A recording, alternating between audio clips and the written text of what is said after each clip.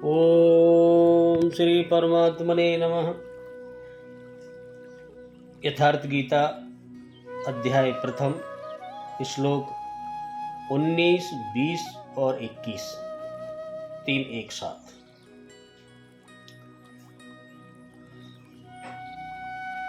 सघोष धार्तराष्ट्राणां हृदयानि व्यधारयत् नव च पृथिवीम च एव तुमुलः व्योनुनादयन्।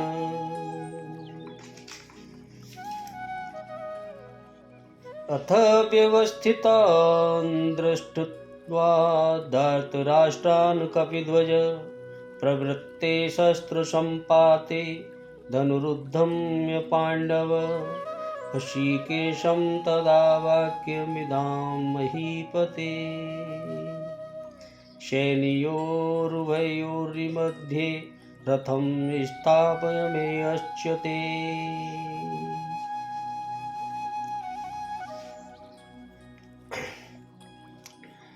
और उस भयानक शब्द ने आकाश और पृथ्वी को भी गुंजाते हुए धृतराष्ट्र के यानी आपके पक्ष वालों के हृदय वितीर्ण कर दिए। संजय कह रहे हैं, धृतराष्ट्र को बता रहे हैं युद्ध का समाचार। हे राजन, इसके बाद कपिध्वज अर्जुन ने मोर्चा बांधकर डटे हुए धृतराष्ट्र यानी संबंधियों को देखकर उस शस्त्र चलाने की तैयारी के समय धनुष उठाकर ऋषिकेश श्री कृष्ण महाराज से यह वचन कहा, हे अच्युतम, हे केशव, मेरे रथ को दोनों सेनाओं के बीच में खड़ा कीजिए। अब यहां जो घोर शब्द ने आकाश और पृथ्वी को भी शब्दायमान करते हुए धृतराष्ट्र पुत्रों के हृदय विदीर्ण कर दिए।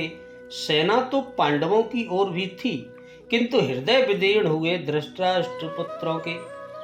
वस्तुतः पांच जन्य देवी शक्ति पर आधिपत्य, अनंत पर विजय, अशोका, शमन और शुभ की घोषणा धारावाही होने लगे तो कुरुक्षेत्र यानी आसुरी संपद बहिर्मुखी प्रवृत्तियों का हृदय विदीर्ण हो जाएगा। जब देवी संपत्ति काम करती है तो आसुरी संपत्ति बाहर की तरफ भागती है, उसका हृदय विदीर्ण हो जाता है। उनका बल धीरे धीरे यानी सने सने क्षीण होने लगता है। सर्वथा सफलता मिलने पर मोहमयी प्रवृत्तियां सर्वथा शांत हो जाती हैं।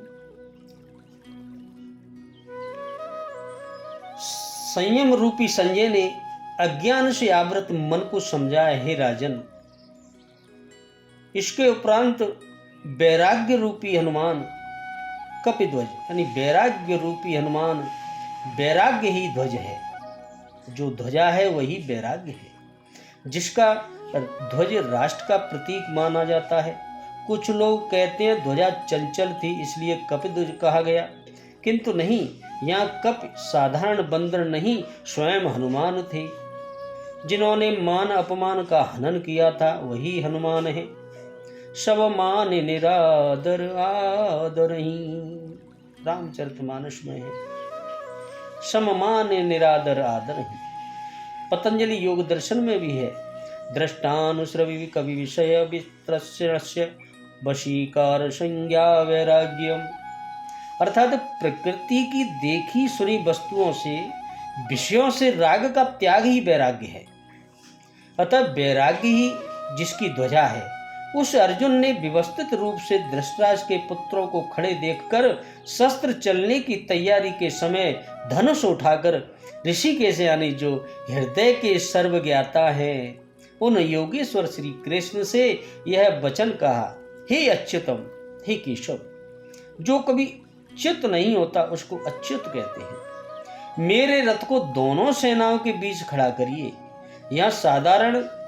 यह सारथी को दिया गया आदेश नहीं, सदगुरु से की गई प्रार्थना है, इसलिए खड़ा करें।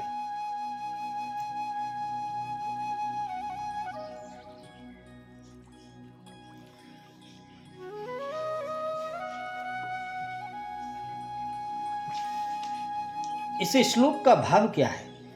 पांडव सेना में जब समस्त वीरों के शंख एक ही साथ बजे, तब उनकी ध्वनि इतनी विशाल, गहरी, ऊंची और भयानक हुई कि समस्त आकाश तथा पृथ्वी उससे व्याप्त हो गए। इस प्रकार सब ओर उस घोर ध्वनि के फैलने से सर्वत्र उसकी प्रतिध्वनि उत्पन्न हो गई, जिससे पृथ्वी और आकाश गूंजने लगे। उस ध्वनि को सुनते ही दुर्योधन आदि धृतराष्ट्र के पुत्रों और उनके पक्ष वाले अन्य योद्धाओं के हृदय में महान भय उत्पन्न हो गया।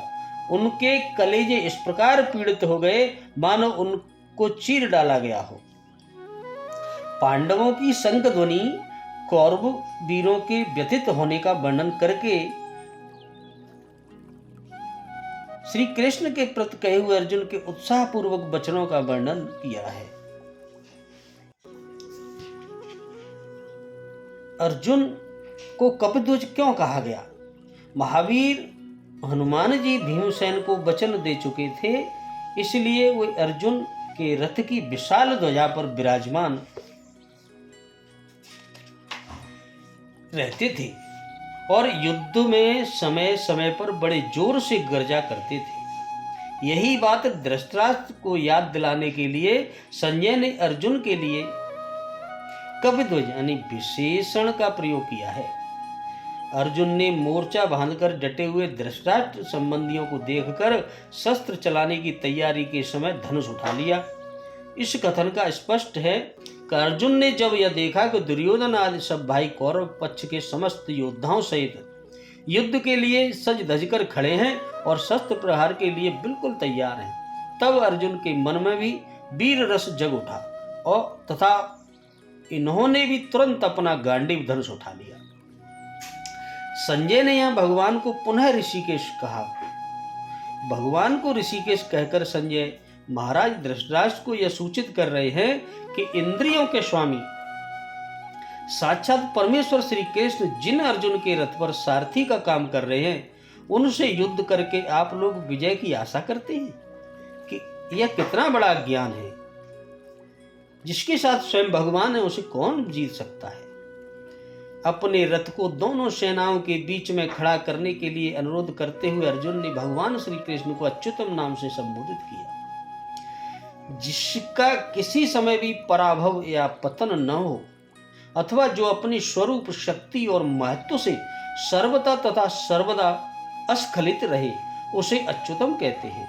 अर्जुन इस नाम से संबोधित करके भगवान की महत्ता के और उनके स्वरूप के संबंध में अपने ज्ञान को प्रकट करते हैं। वे कहते हैं कि आप रथ हाँकते रहे तो क्या हुआ, वस्तुतः आप सदा सर्वदा साक्षात परमेश्वर ही हैं। राधे कृष्ण।